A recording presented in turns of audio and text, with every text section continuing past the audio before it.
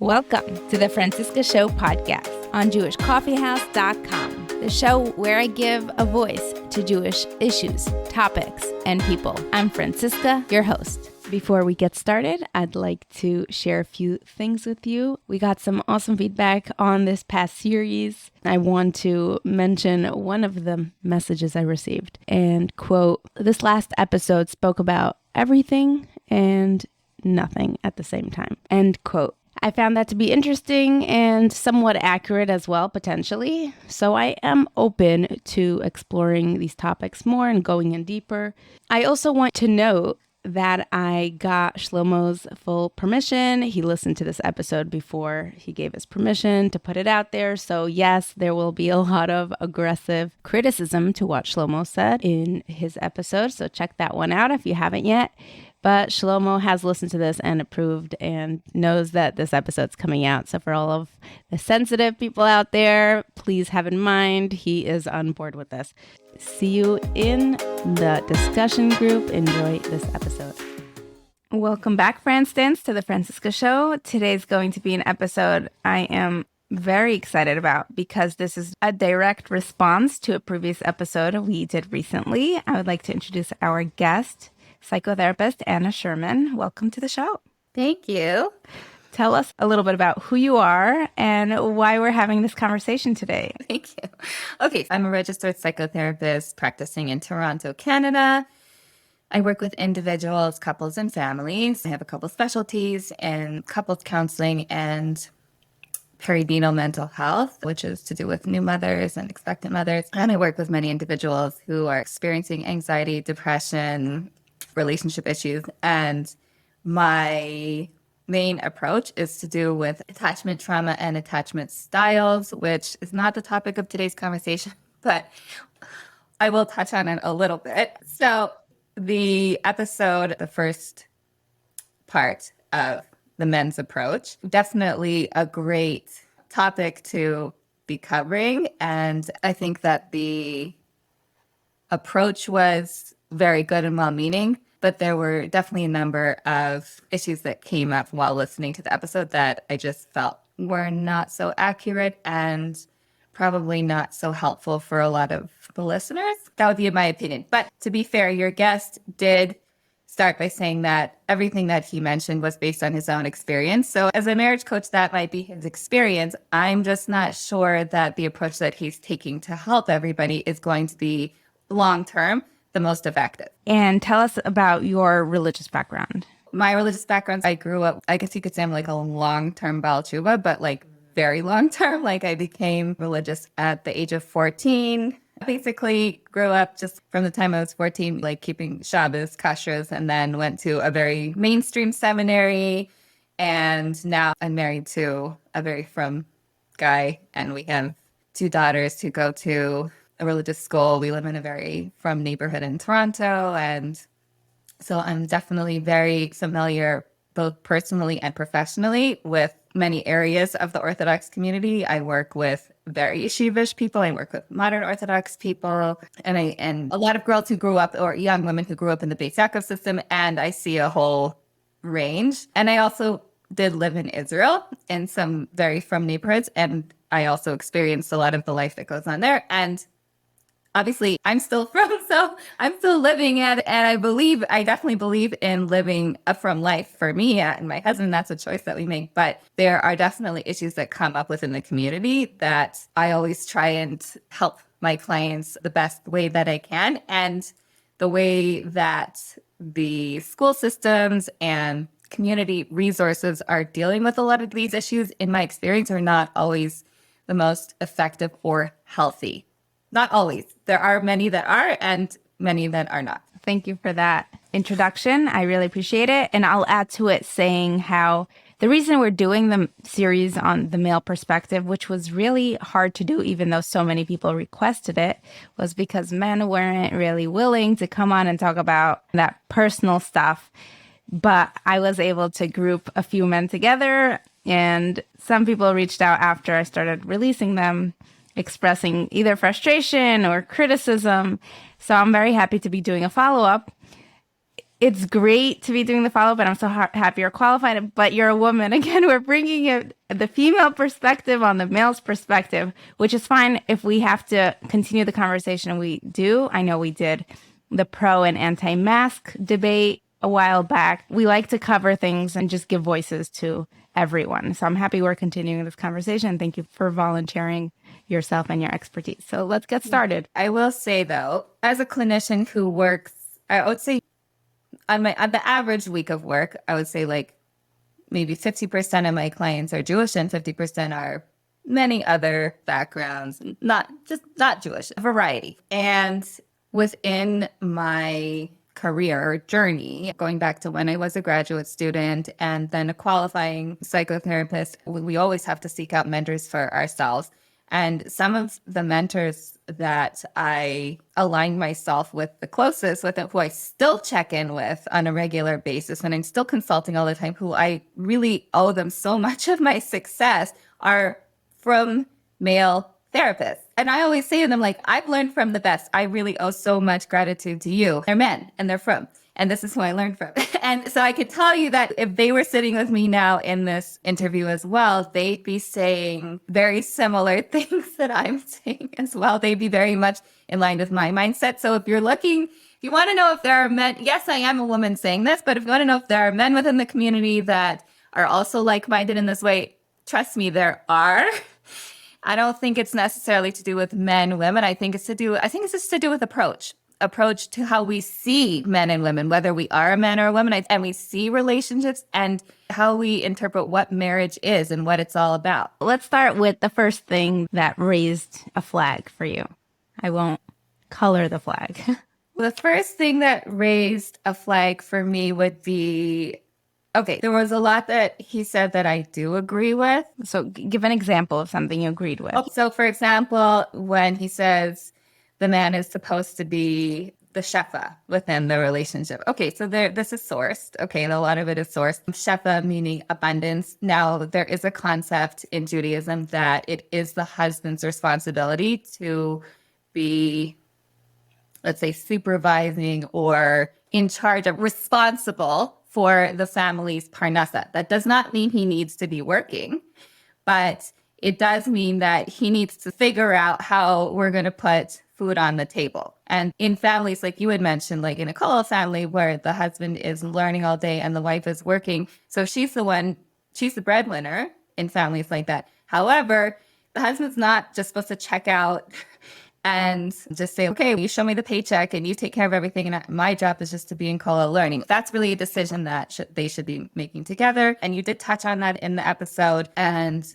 I think it was pretty well explained. That is a decision that should be made together. If it's the decision of the couple that he wants to be learning and she wants him to learn, then they do need to figure out together how they're going to support themselves and, God willing, their family. And that's a wonderful concept. And then he also brings in the whole concept of that, like, shefa, he provides the seed and then she takes it and she turns it into a baby during gestation. And then she's the one who gives birth. And that's very true. However, in my opinion, that does not translate to that we have to label the husband as the leader and we need to always treat him as the leader. And I think that was something that you expressed frustration with as well, is that there are opportunities within every marriage for one partner to lead in some areas and the other partner to lead in other areas. And although we do have this concept of men providing shefa, we also have many concepts of women being leaders in Judaism. And we also have many sources for it, like that a woman should be an ezer kenegdo, that she should be a helpmate that works against him. That's a concept where a wife is actually being intuitive into what her husband needs and pushing him to be a better version of himself. There's also like the whole idea of the akeres habayis, being a bedrock of the home. That's the woman's position. She's the bedrock of the home, not him, that she keeps the foundation. And he relies on her for a lot of this. That is also a very big position of leadership. The whole Isha style, like the Isha style is a savvy businesswoman. And it's written in that source that she is a business. She does make money and she goes into the marketplace and she sells her wares. And her husband loves and respects her for it. And he's proud of her for being able to do that, and he respects her for it. That's also a form of leadership. The wisdom of a woman builds the home. Other sources where we are looking to women for answers and for leadership. I understand what he's saying in that it's important to be careful in certain situations not to emasculate your husband. Emasculating your husband or emasculating a man will not result in anything positive. So the opposite is never going to help either. Emasculating your husband, saying, I'm the one that brings home the parnassa, and you just go to school and you just learn all day and yada, yada, yada. That's never good. And if that is the dynamic, then that couple needs to sit down together or with a clinician, with a third party, and they need to redefine how they're going to structure their family, because that's never a good dynamic to be living by. However, if she really wants to be married to a learning man, and she supports him in that, encourages him, and he wants to be learning, then that is an equal partnership that they're doing together. He loves and respects what she's doing in terms of providing for the family and having a job and having parnassa. And then she, in turn, gives the same to him. But that's a partnership. He says the man is supposed to be a mashpia, a giver, and to make his wife's dreams come true. And that's a very nice concept. But for most women, their dream is not to jump into a marriage and then look to their husband for all the answers. Most women want a partner. Their dream is to have a true life partner who's going to listen to them, validate their feelings, do their best to understand them. Even if they can't, they want them to do their best and build on emotional intimacy with them as well. Not just, oh, we're getting married and now I have a leader and he's going to make all my dreams come true. That concept in and of itself, it's very invalidating. But also everything is the tone. But I like the perspective from leader to partner. It resonates more with me personally. Okay, let's move on to the next thing.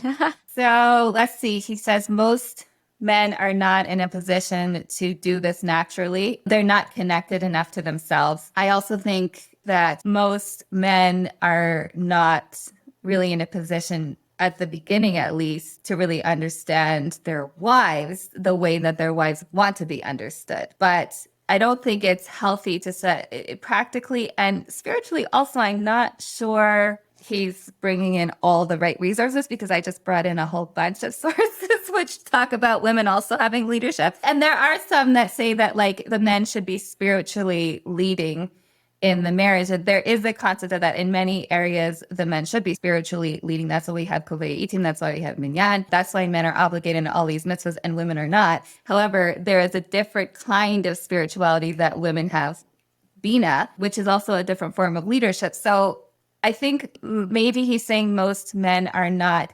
connected spiritually in the same way, and therefore it's our job to encourage them to be more present and connected the way that we want it to. But that can be done through basic communication as a couple. And this is what I do with couples in my practice all the time, is that if they come to me with an issue, with some of these issues, like he was saying, if they come to me that he's not listening to her, or he wants like a whole reward for taking out the garbage, or there's issues with physical intimacy, whatever it is, it's a lack of communication and understanding, and very often a willingness to understand, and giving every couple the same formula, like the surrendered wife formula. And this is a very common coaching concept. I'm not trying to bash coaches. There are some coaches who do wonderful work with people and have really helped people. There are some that have not. And I'm sure that your guest has probably helped many couples. If he hadn't, he wouldn't be in business. So I'm sure there are many people who really enjoy the work that he does with them. But one issue that I do have with coaches is that many coaches, not all, but many coaches have this one formula that they feel like, this is the answer. This is the solution. Follow this template, follow this formula, and all your problems are going to go away. And the problem with that is that every couple is so different. Every individual comes from a different background, with a different family of origin, with a different attachment history, with different attachment traumas. They're all different in their birth orders. They've all had different experiences in their schools. Some have been bullied, some have been the bullies. And now they're joining with a partner and they're trying to build a marriage. So whatever problems are coming up, there is no one solution for everybody. There's no one size fits all. You can't just apply one one theory and one solution to every couple. You need to go in and find out exactly what is triggering each individual and then what it is about the couple together that the communication, something's getting lost in translation, or somebody's not willing to hear the other person, or somebody's getting triggered by the other person, or they just don't have the skills. And that's what I'm here for, is to help you build the skills and to understand the skills. That, in my experience, that's how to truly help couples the most effectively, so that everybody finds a deeper level of peace and happiness and contentment within the marriage. And it's more lasting, it's long-term, because that's encouraging people to really understand themselves as individuals deeply and how they relate to others. And he does touch on that in the end, which I have to give him credit for, is that he says that in the end, the best thing is to know yourself and to understand yourself and to love yourself and accept yourself. Those things are all true, but throughout the episode, he doesn't touch on how to do that or any kind of approaches on how to help people do that. It's all about this formula. I know many podcasts, including Headlines, Intimate Judaism. Before we started recording, you mentioned Avital Goldschmidt's article that came out years before, right? Years before all the podcasts started talking about this. She had it down. She was reading books before the rest of us were. At the time. Let's talk more about that. It clearly is so appealing to so many people, especially within the Jewish Orthodox lifestyle. I think Avital picks up on a lot of good points in her article and when she speaks about it, in that, first of all, it is a Christian concept. She puts it in her article. She's absolutely right. I think the reason why the frum world taking it and eating it up so quickly is because it's a formula that anyone can follow and it's easy. In other words, all you have to do is follow these instructions and you don't have to do any work on yourself. You don't have to figure out your attachment history. You don't have to look into like your family of origin, your own trauma, your triggers, your love languages, your communication styles. And you don't have to hold your husband accountable for doing any work on himself either. Why? Because you just surrender everything to him. You let him make all the decisions and you let him control all the finances and you let him tell you what to do. And the whole result is, if you trick your husband into letting him think that he's in charge, he's going to give you everything that you want and you'll end up being happy. But who says that that makes women happy in the end? Maybe that will make men think something. And in your head, you say, no, really, I'm in charge. And then. Okay, I know I'm going to get a lot of. But when I read, this is really what I picked up on from the book. But the problem is that's not actually making anybody happy, because the surrendered wife even talks about like men with addictions and men with anger issues. If you let him take charge of, that's not going to solve his addiction. AA will solve his addiction. Addiction counseling will solve his addiction, but letting him think that he's in charge of your household, that's not going to get rid of his addiction. It's not going to make you happy. Letting him control the finances, that's not going to make him more attentive to you. It's not going to make him listen to you. It's not going to make him validate you. It's not going to create any kind of emotional or physical intimacy between you as a couple. That's just letting your husband feel like he's in charge and great. And you know what? At the end of the day, that will not work for everybody. Not only as a mask, but even in reality, that's not going to work for everybody, because there are many men who don't want to be in charge of everything. They don't like that feeling. And I've had clients that I've asked them, like male clients who, let's say, like they'll suspect, oh, maybe the wife is cheating. And I'm like, okay, it sounds like there are a lot of red flags here. Why don't you see if you can put a tracker on her phone or something and see if she really is. And they'll say to me, I don't want to be that man. I don't want to be that controlling husband who calls all the shots, who's sneaking up on my wife. Even in my own marriage, and my husband and I have been very happily married for years. But he works in finance and I'm a therapist. So a lot of times I'll go to him with something I want to buy and I'll be like, this is a large purchase. I think we really could use it in the house. Can I go and get it? And he'll just say to me, I don't want to be the financial advisor of our household. I don't want to be the yes, no guy. I don't want to be the no man, because then if we don't have that thing, you're going to come back to me and say, oh, it was your decision. We have to look at our finances, at our feshbon, and we have to decide together if this is something that we can afford for our household. So not all men really want that. And it's not going to make everybody happier. It's definitely not going to bring you closer. In a lot of ways, you might have a more functional marriage for a certain amount of time. You won't have a more fulfilling marriage, and you definitely won't be a more fulfilled individual. Definitely not. And that, unfortunately, that catches up over time. The more you repress your own needs, your own emotions, your own opinions, that will catch up much later on, the longer that you're practicing this whole idea of, I'm going to surrender myself. I'm going to surrender. One day, many, not all, but many women will wake up one day and say, like, where the heck have I been? I don't like this. I have no say in anything. This is not me. What am I living here? And what am I teaching over to my children?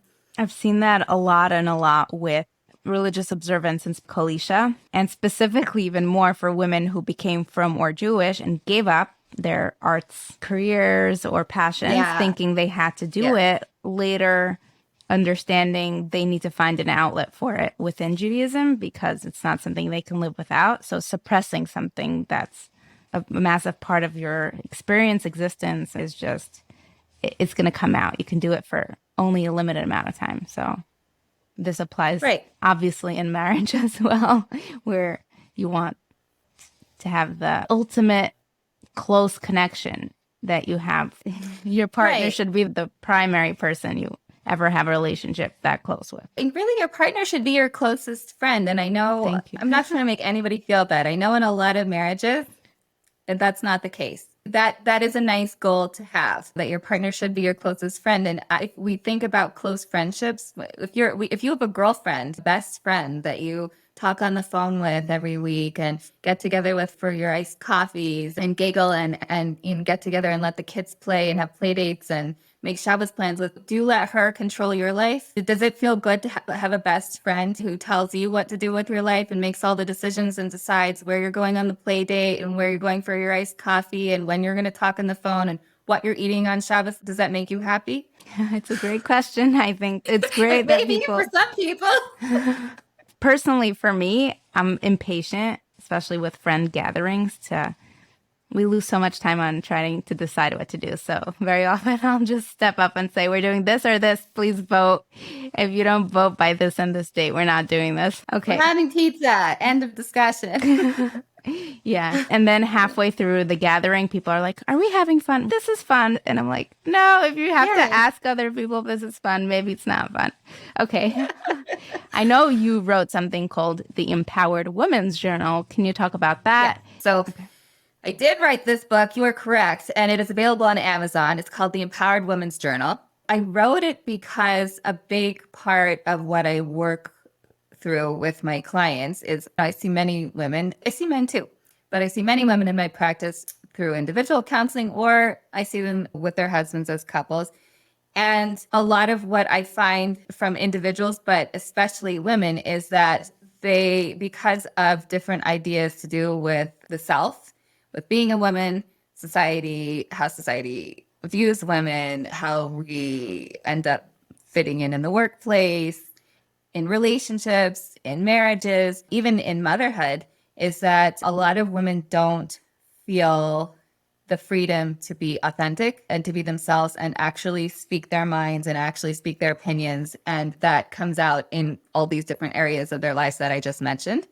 And then they feel disempowered. And when you're feeling disempowered, then it's very hard to go about your life in an intentional way. And what I mean by intentional is living every day and doing and making all your decisions throughout your day with a purpose, working in a career that you really believe in, being in a relationship that you really believe in being in and see a purpose to it, and you're experiencing growth within the relationship or the marriage, being an intentional hands-on mother. That doesn't mean you have to be a stay-at-home mom, but it means when you're with your kids, you're doing things intentionally, you're interacting with them, you're creating bonds and relationships, having friendships that are intentional, not just because they're convenient or because you've been friends with these people for a long time, but because you're actually gaining something from it and you're benefiting and you're helping each other and you're being supportive to each other, living your life in an intentional way. It's very hard to live intentionally if you're not being yourself, if you're not being authentic. And it's very hard to be authentic if you don't feel empowered to do so. And so that's why I wrote the book. My approach is women's empowerment. I very much believe in women's empowerment. That doesn't mean I'm promoting bra-burning feminism. It's not to do with that. I'm not saying women are better than men and we should be really, I'm not even saying that.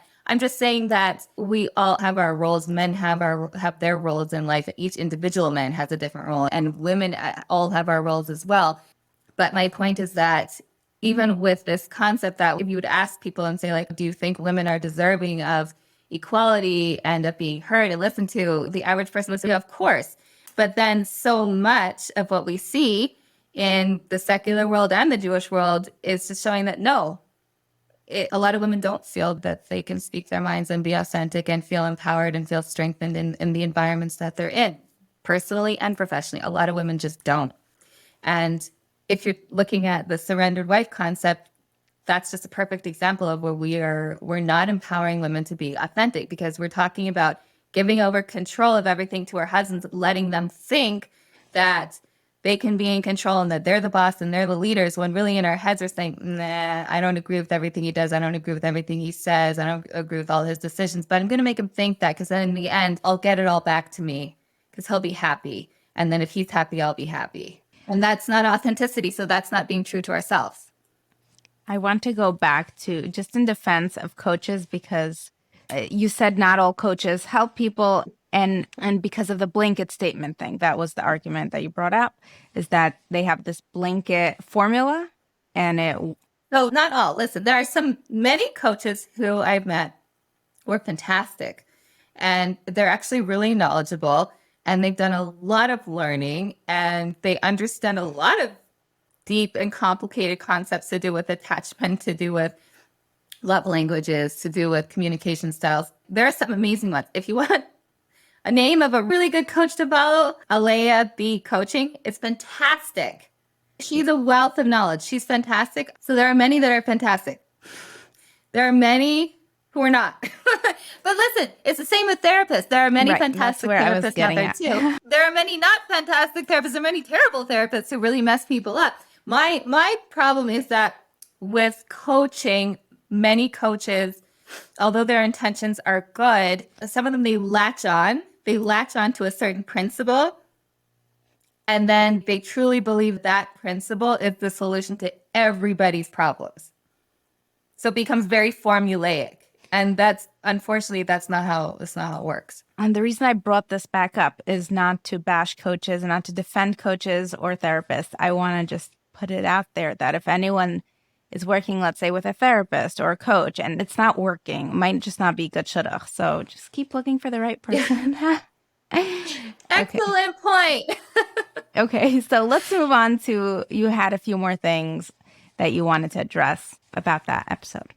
Okay, so the whole point about Nida, I'm really sorry to say, but he could not be further from the truth. So wrong. So wrong. So what he says in the interview is that the better the marriage is, the harder Nida is going to be for the couple, and the more it's going to suck. And he's saying marriages that are not so great, where the couple is lacking in intimacy and communication, a lot of times the wife can't wait to be in Nida because she doesn't want to have to work at that intimacy, that physical intimacy with her husband. Wrong. Sorry. I don't agree with that at all. And it's not been my experience in all my years of practice. It's not been my experience. There are cases, in his defense, where certain men are sexually aggressive and are not attentive or intuitive to their wife's needs. And in those cases, many women can't wait to be in Nida, because then they don't have to feel like they're being coerced into some sort of sexual aggression that doesn't feel right to them. There are some cases like that. Those are not the majority. In, let's say, a marriage that's struggling communication-wise, like all the random things that you mentioned in the podcast, not taking out the garbage, not listening, not being attentive, not caring about her feelings, those kinds of issues that come up in the marriage, like lack of communication, lack of emotional intimacy, in my experience, most of those couples have a very hard time with Nida. Why?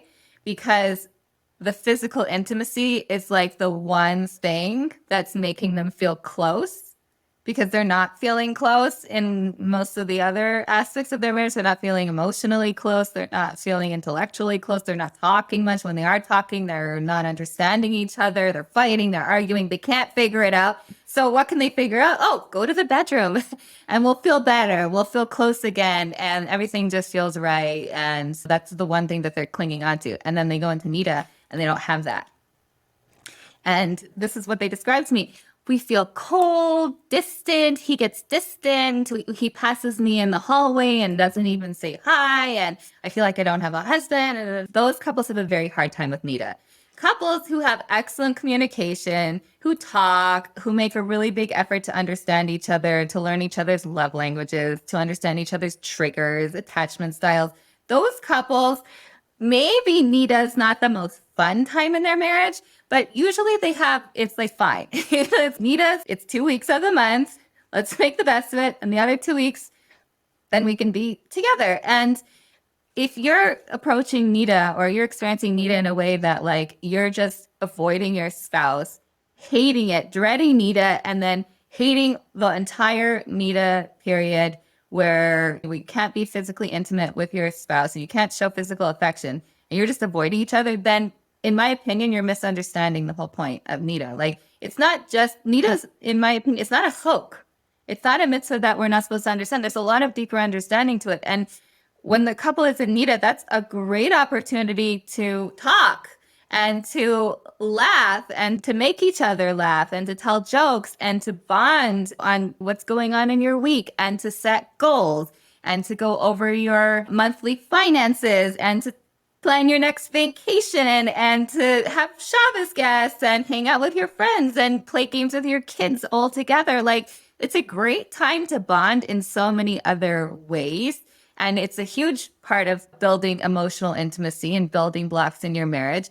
And then after you've had 2 weeks of laughing and talking and discussing and planning, you can go to the mikveh and you can have a mini honeymoon every month and you get back together physically. But if you're spending those 2 weeks of Nita just like avoiding each other and being cold and distant, and you go to the mikveh, how much fun is it to connect physically with somebody who you've had no emotional connection with for the last 2 weeks? That's a difficult transition, unless you're connecting out of desperation, which is also not healthy and doesn't always last. So I appreciate these comments. I think they're deserved. There's one thing that I did want to address, which is, I think one of the issues, and this is also why I wrote my book about empowered women, but I think this is something to bring up for men as well, is that the whole idea of like making your husband feel like a leader and then the surrendered wife theory and women repressing their own needs, a lot of that also comes from generations of unhealthy tropes that we tell ourselves, which is men are like this. Men are man children. Men are emotionally unaware. Men don't naturally feel good about themselves. Men are naturally immature. Men don't pick up on these things. And then on the flip side, there's this trope of the unhappy wife trope. Women are never happy. Women are always complaining. Women are nags. And so like when we go into relationships with these tropes, then it's like the average couple may just expect, like we just expect men to not realize that they're supposed to do this, or we expect that men are going to be children. We expect that men are men children. And then we expect women to be complainers. When in reality, there's really no basis to this. Men actually are smarter than we give them credit, and they can figure out how to take out the garbage on their own, and they can figure out how to be emotionally present. They're not children. They're actually intelligent adults. And women, we don't have to be unhappy complainers. And so a lot of times what happens is if we go into relationships with these ideas that these tropes are normal and we go for years and years treating men like babies, then men will start acting like babies. And we go for years and years treating women like unhappy complainers, women will just get used to being unhappy complainers. When in reality, it doesn't have to be that way. And that's not the nature of all men and women. These are just unhealthy messages that become self-fulfilling prophecies. Yeah, exactly.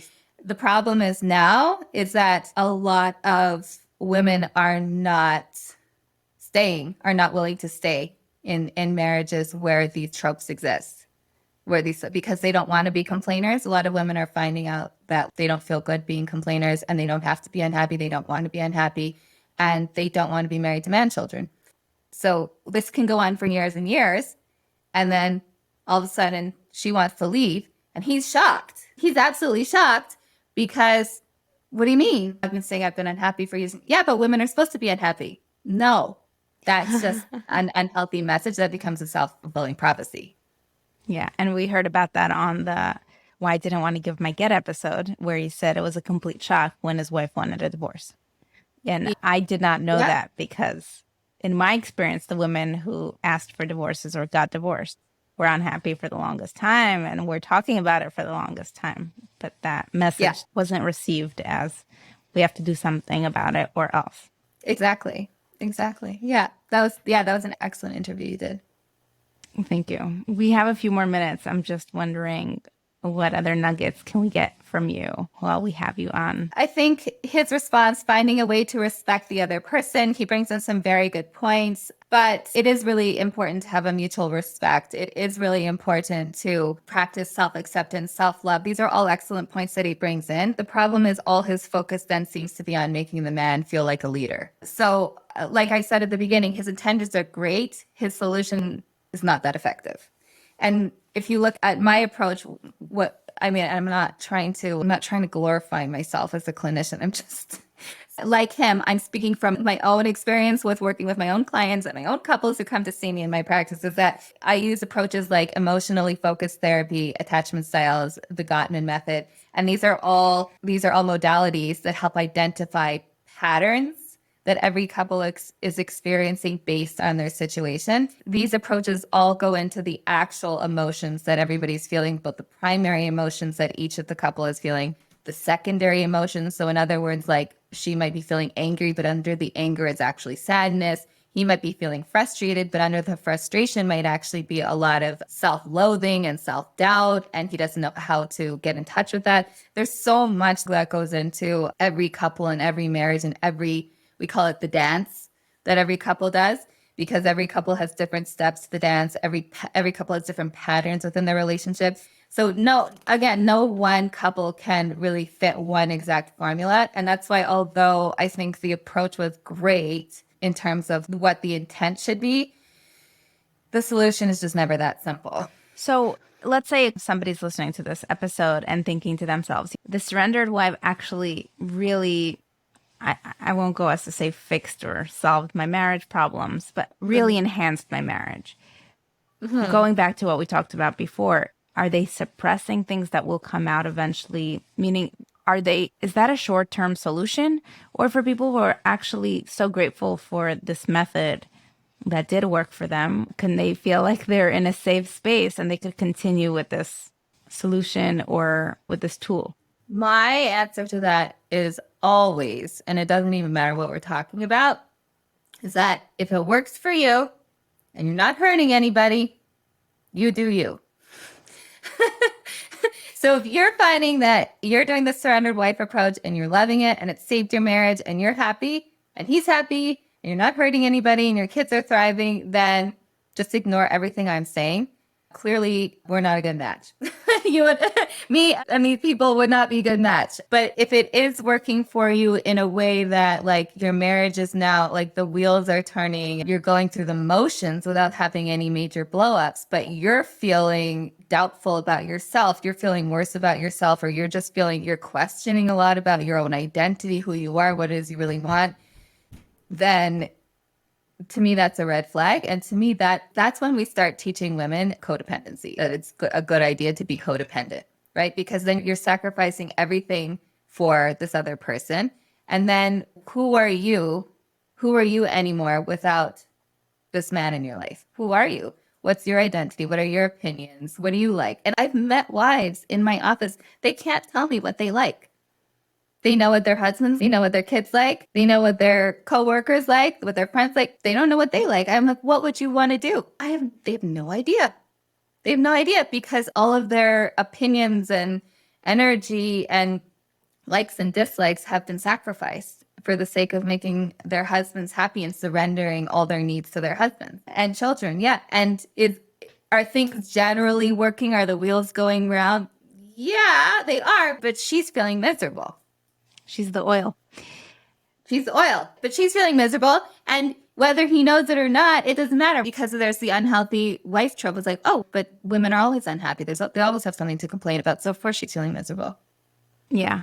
And Laura Doyle, the author of The Surrendered Wife, talks about how it was the beginning. Like this method transformed their relationship, and ultimately they did seek, or whatever issues there were, ended up resolving themselves or with work with the healthy tools out there. Meaning that was the stepping stone that created that paradigm shift in that marriage, to be that stepping stone toward the longer term solutions and tools that they needed to create to save the marriage. I think we covered everything we wanted to hear. Thank you so much, Anna. You're welcome.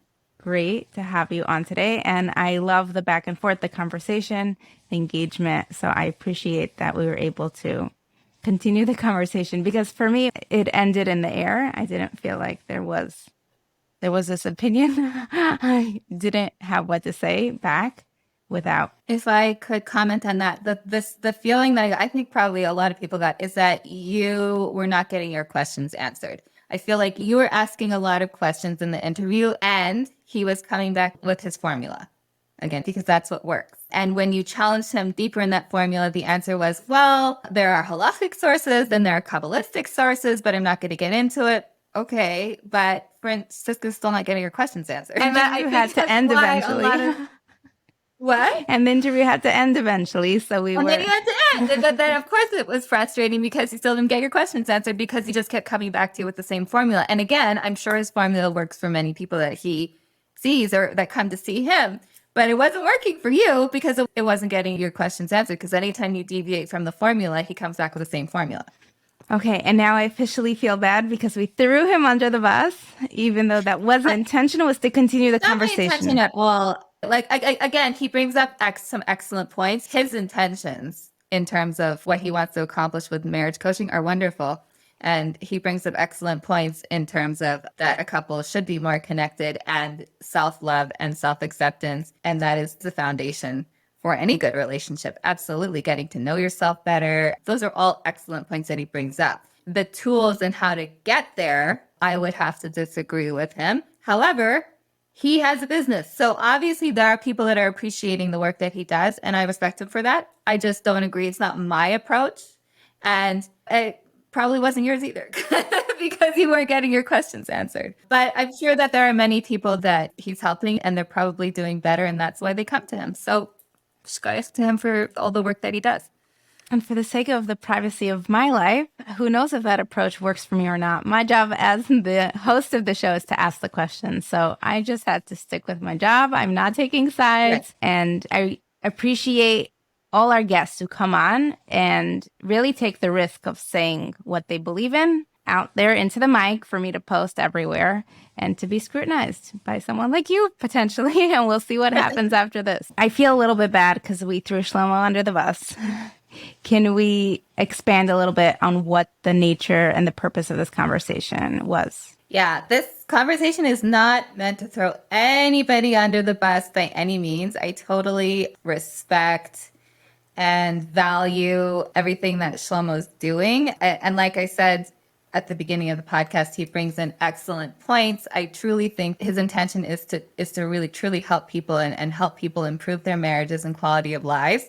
I think anytime somebody and I've been on many podcasts as well, I think anytime you agree to go on a podcast and talk about an approach, it can be controversial, and you are going to get people that love what you have to say and agree with you, and then you are going to get people that disagree with certain points, but the disagreement is all just meant as constructive criticism and not as attacking or putting anyone down or minimizing anyone or infantilizing anyone.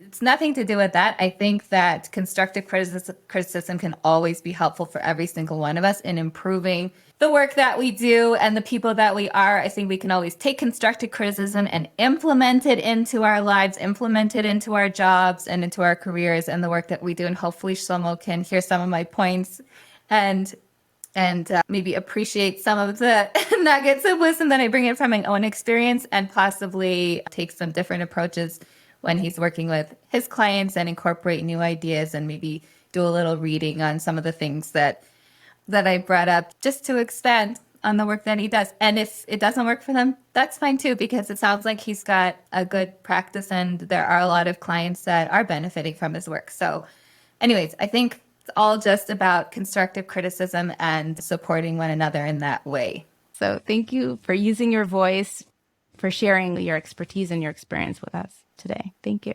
My pleasure. Thanks for having me. Thanks for listening until the end. If you have what to say, please join the discussion group. Let's continue the conversation there. If you would like to volunteer to share your side, your perspective, please do reach out. Let's talk about that. If you enjoyed the show, you probably will enjoy the other podcasts on Jewish Coffee House Network. Check them out as well. They are linked in the show notes. I have been working on an instrumental electronic spin on the Yamim Noraim tunes and Nagunim, and hopefully, God willing, I will be releasing 4 tracks this or next week, instrumental, so men and women can both enjoy it. It is probably geared more toward the younger generation because of their love for electronic music. However, if you are millennial or older, you might enjoy it as well. Let me know. And this week I am turning the big 3 and 0, both in the Hebrew calendar and the English calendar. So I feel the new year more than ever. I want to wish you a beautiful new year, and I pray for myself and for you that we all get to live another beautiful year full of health, joy, and that we are able to fulfill our potential. This podcast is one of my true joys, and thank you for being with me on this journey. Thanks to all my sponsors, supporters, cheerleaders, and collaborators. Shana Tova. See you next year.